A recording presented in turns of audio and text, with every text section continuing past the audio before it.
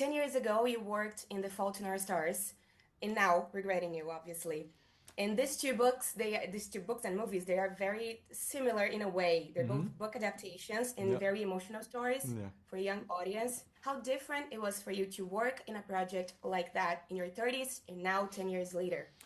I mean, it's funny. Like I've always made coming of age movies. My first movie is called Stuck in Love, and that's very similar also to this and to Fault in Our Stars. So again, to me, it's just that they're all sort of in the same tonal world. You know, they're music driven, they're performance driven, they're driven by emotional things, and they're more grounded stories about teenagers and coming of age and people's relationships with their families and their parents and those sort of things. You know, so again, each movie has its own unique set of problems.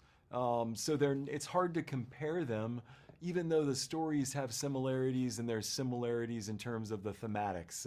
I mean, how I'm different is like, you know, I had a daughter who was a couple years old then, and now I have a daughter who's 14. So it's like she's very invested in this movie.